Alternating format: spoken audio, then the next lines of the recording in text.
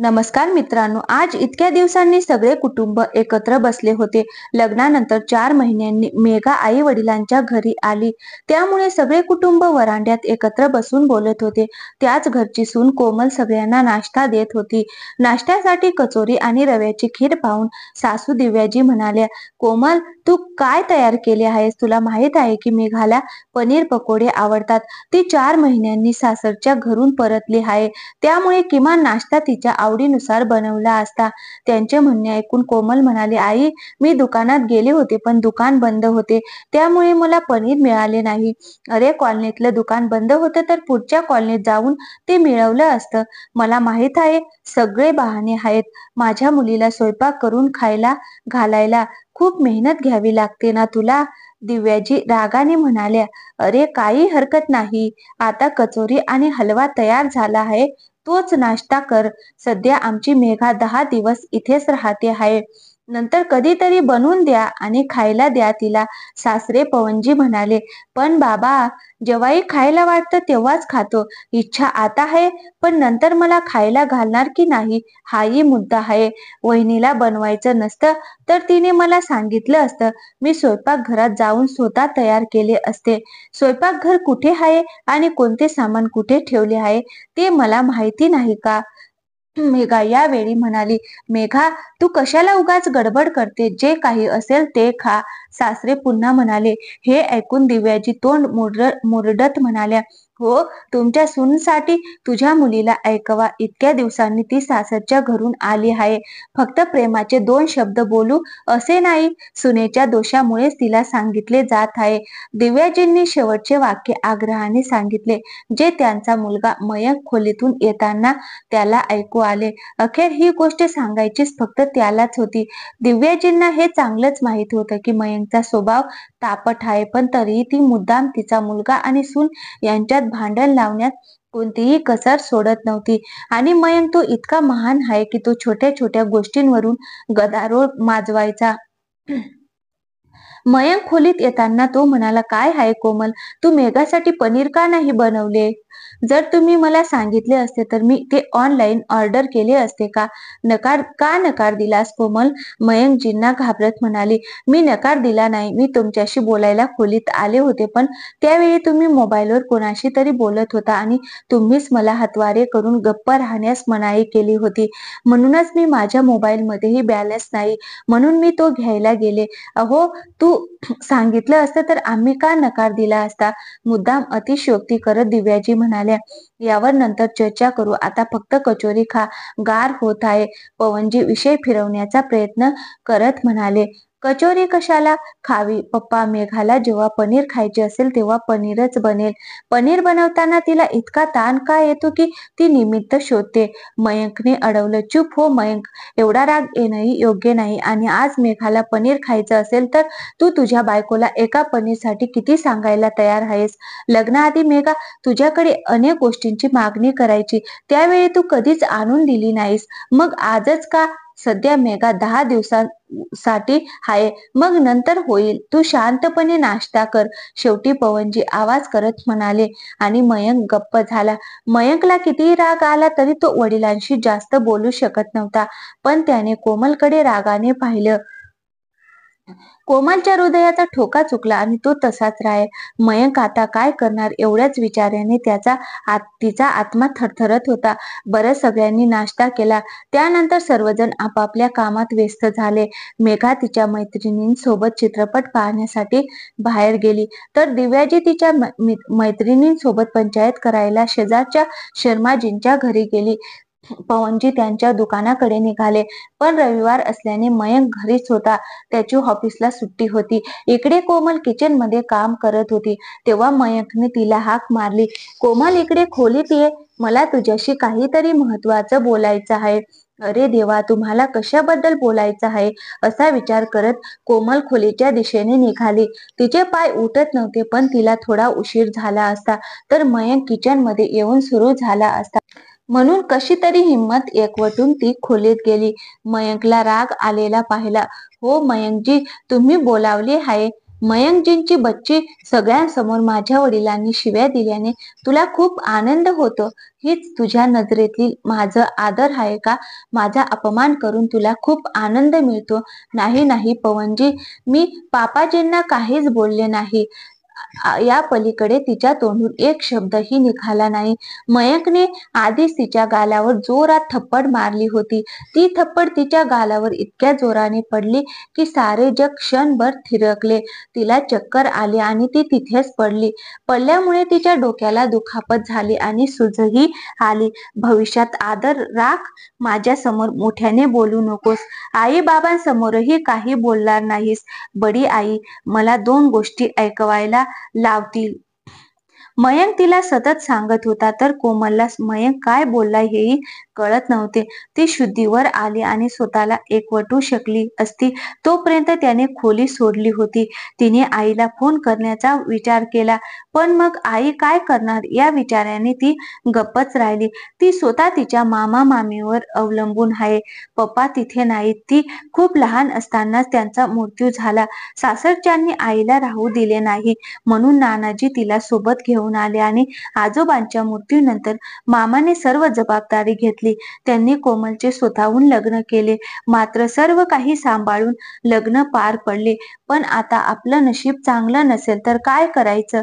आता परत जाऊन आई आणि मामांना त्रास देणे योग्य नाही. मात्र मामाने कधीही कोणतीही कसर सोडली नाही. तिला आपल्या मुलीसारखे ठेवले. पण आता लग्न झाले आहे, त्याच हक्काने ती अजूनही तिथे जाऊ शकते का? असा विचार करून ती गप्प राहिली आणि रडू लागली.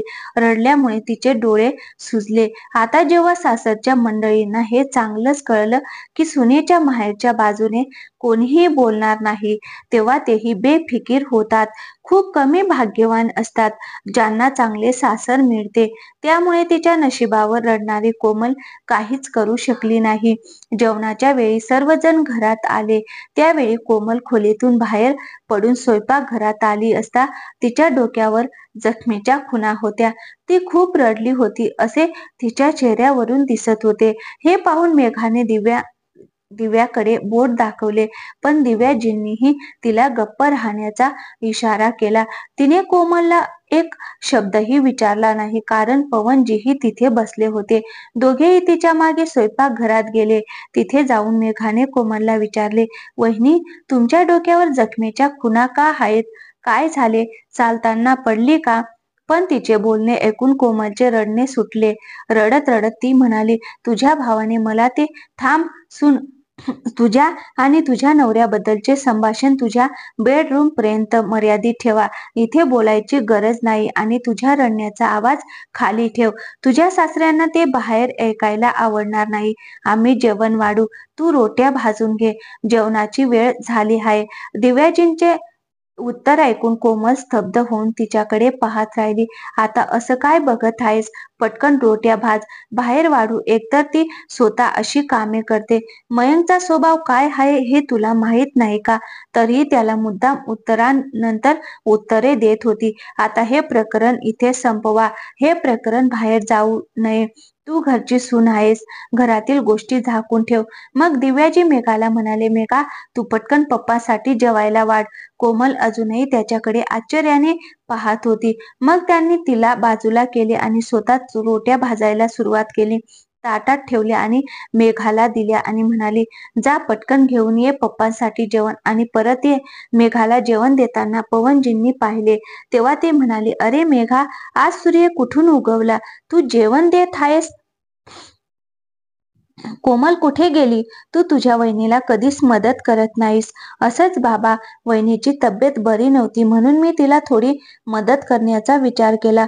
मेघाचे उत्तर ऐकून पवनजी क्षणभर आश्चर्याने तिच्याकडे पाहत राहिले. मग म्हणाले, चांगलंय बेटा, घरचे असेच काम एकत्र केले पाहिजे. ज्या घरात सून नंद एकत्र काम करतात त्या घरात आनंद असतो असं म्हणतात. चला, आज या आनंदात मी अजून एक रोटी खाणार आहे.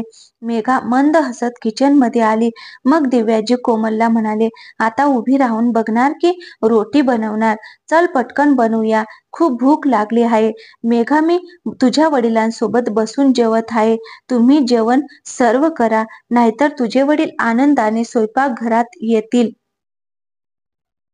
आणि मग तिचा रडणारा चेहरा पाहून हे अनावश्यकपणे आणखी 2 गोष्टी सांगतील, असे म्हणत दिव्याजी बाहेर आले आणि मेघा जेवण देऊ लागली. पवनजीचे जेवण उरकले तोपर्यंत मयंकही घरी आला. दिव्याजींनी मेघाला मयंक सोबत बसवलं आणि स्वतः जेवण देऊ लागली. पण कोमलला एकदाही पवनजींसमोर येऊ दिले नाही. पवनजी निघून गेल्यावर तिने कोमलला हाक मारली आणि म्हणाली, आता महाराणी, जेवण तुम्हीच करा.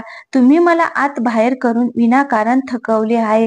आणि मग ती मयंकला म्हणाली, कोणी असं मारतं का? चेहऱ्यावरच्या खुणा बघ. तुझ्या वडिलांपासून ते कसे लपवून ठेवले आहेत ते आम्हालाच माहित आहे. आता तुला त्याला सामोरे जावे लागले असते तर ते तुझ्यावर ओरडले असते. तू पण जरा शहाणपणा ठेव. तुझा राग शांत कर. तू तुझा राग शांत करण्याचा बोलत आहेस. मला तर तिला चांगले मारावेसे वाटले, पण नंतर मी गप्प राहिलो.